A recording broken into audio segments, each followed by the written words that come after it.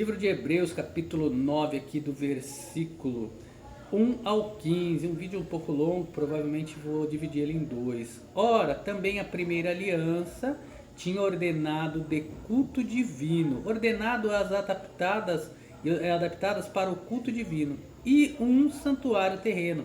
A palavra terreno é usada aqui para fazer um contraste com o mundo celestial, porque um tabernáculo estava preparado. Refere-se ao que Moisés havia feito no deserto, cujo modelo foi dado a ele por Deus.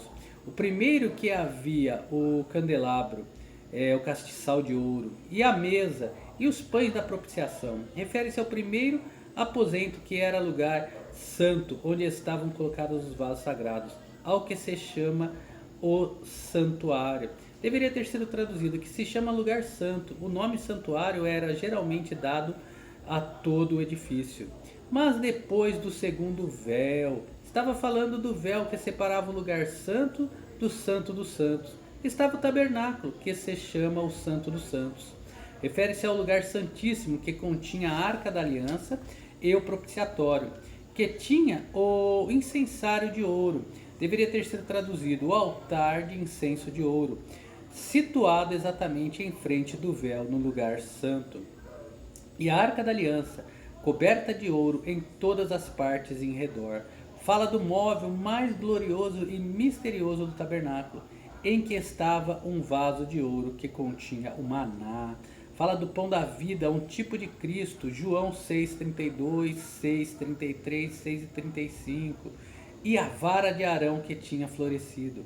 Representa Cristo como o único Salvador e a prova que Deus o ressuscitaria de entre os mortos. E as tábuas da aliança, as duas tábuas de pedra que continham os 10 mandamentos, 5 em cada tábua, e sobre ela a arca da aliança, os querubins da glória, seres viventes, que faziam sombra no propiciatório. Eles tinham o olhar baixado para o propiciatório, das quais coisas não falaremos agora particularmente. Não pode entrar em muitos detalhes, aqui estava dizendo Paulo. E estas coisas, estando assim ordenadas, no primeiro tabernáculo a todo tempo entravam os sacerdotes. No primeiro dos dois aposentos do tabernáculo, chamado de lugar santo, cumprindo os ofícios do culto. Refere-se aos rituais diários e constantes que deveriam ser realizados. Mas no segundo aposento do tabernáculo, chamado Santo dos Santos, onde estava a Arca da Aliança, só o sumo sacerdote uma vez ao ano, não sem sangue, que oferecia por si mesmo e pelas culpas do povo. Então aqui está dizendo, isso acontecia no grande dia da expiação, Levíticos 16:14, Levíticos 23:27, e fala de entrando duas vezes nesse dia em particular, a cada vez levando o sangue do animal sacrificado que havia sido morto, uma vez por ele mesmo e outra pelo povo, e borrifava o propiciatório com o sangue. Lembrando que isso daqui está retratando Paulo de como era a antiga lei, não que devemos fazer isso nos dias de hoje, dando nisso a entender o Espírito Santo. O Espírito Santo era tanto o autor divino como também o intérprete do sistema levítico de adoração, que ainda não estava descoberto o caminho para o santuário. Revela o fato de que, quando isso, pelo Espírito Santo, de que o acesso a Deus estava bloqueado enquanto a lei era imposta, exceto no modo mais limitado, enquanto se conservava em pé o primeiro tabernáculo, mostra as limitações do sistema levítico, que é uma alegoria para o tempo presente. Refere-se ao tabernáculo sendo uma representação das realidades celestiais, em que se oferecem dons e sacrifícios, que quanto à consciência não podem aperfeiçoar aquele que faz o serviço. Retrata a fraqueza da primeira aliança, no sentido de que ela era baseada no sangue de animais, a qual era insuficiente. Em outras palavras, a consciência do judeu estava ainda carregada da concepção de que o pecado tinha apenas que ser coberto e não tirado. Somente a cruz pode tirar o pecado. João 29. Consistindo somente em comidas e bebidas, em várias abluções e justificações a respeito da carne. Refere-se à totalidade do sistema levítico, o que só podia apresentar tipos de sombras, impostas até ao tempo de correção.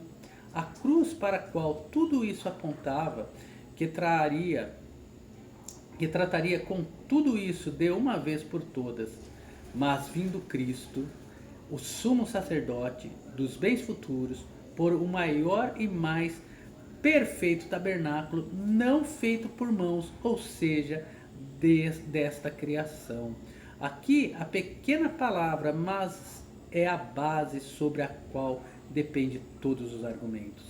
E quando fala do sumo sacerdote, apresentado pelo apóstolo para mostrar quão maravilhosamente a oferta única de nosso Senhor Jesus Cristo transcende todos os antigos tipos de sombras de antigamente.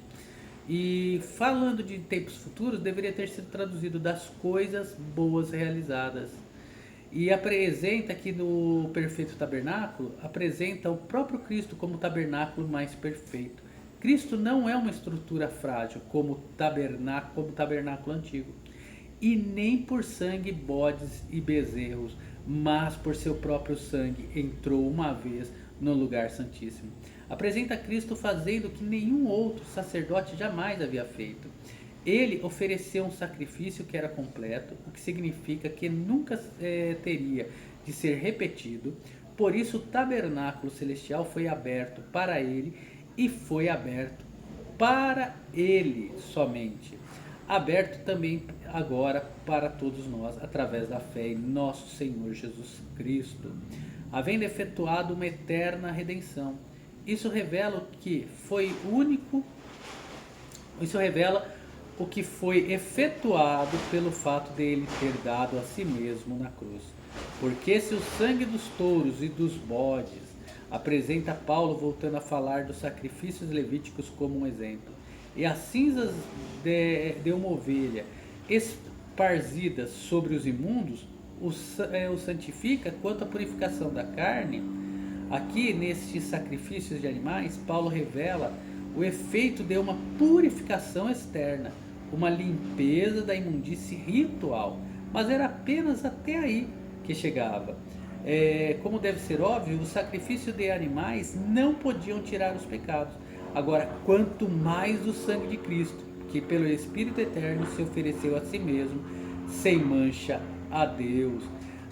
Embora o sacrifício de animais pudesse limpar a imundície cerimonial, apenas o sangue de Cristo pode limpar o pecado. Assim elimina toda a solução proposta que não seja a cruz. Nessa fase, quando fala assim que pelo Espírito Eterno se ofereceu a si mesmo sem mancha a Deus, aprendemos que Cristo não morreu até que o Espírito Santo lhe dissesse que morresse. De fato, ninguém tomou sua vida.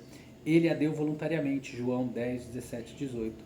Também o fato de que Jesus se ofereceu a si mesmo, sem mancha a Deus, desmente a doutrina não bíblica que Jesus morreu espiritualmente na cruz. Se ele tivesse morrido espiritualmente, o que significaria que ele fez pecador na cruz. Ele não teria podido oferecer-se sem mancha a Deus, como é óbvio. Deus só podia aceitar um sacrifício perfeito. Quando ele morreu na cruz, ele tomou sobre si o castigo pelo pecado da raça humana, o qual era a morte física, uma vez que sua própria oferta era perfeita. Deus a aceitou como um pagamento total por todo o pecado, passado, presente e futuro, pelo menos para aqueles que creem, João 3,16. Purificará suas consciências das obras mortas para servirdes ao Deus vivo? As obras mortas são tudo aquilo que não é fé simples. As obras mortas são tudo aquilo que não é a fé simples na cruz de Cristo, ou seja, o sangue de Cristo. E por isso é mediador do Novo Testamento, para que, intervindo a morte, para a remissão das transgressões que havia deixado do Primeiro Testamento. A morte de Cristo na cruz, que expiou todo o pecado e era necessária para que homens pudessem ser salvos, é falado aqui. E revela o fato de que a morte de Cristo dizia respeito tanto àqueles antes da cruz como os que vieram depois da cruz. Seu sacrifício de si mesmo garantiu a redenção deles. E estamos falando de todos aqueles que morreram na fé. Os que são chamados receberam a promessa da herança eterna. Continua a falar daqueles que morreram na fé antes da cruz. Eles são citados como chamados. A razão e a salvação deles dependem da cruz. E era porque o sangue de bezerros e bodes, que era tudo que eles tinham antes da cruz, era insuficiente para tirar os seus pecados. Aqui em Hebreus 10:4 vai falar sobre isso.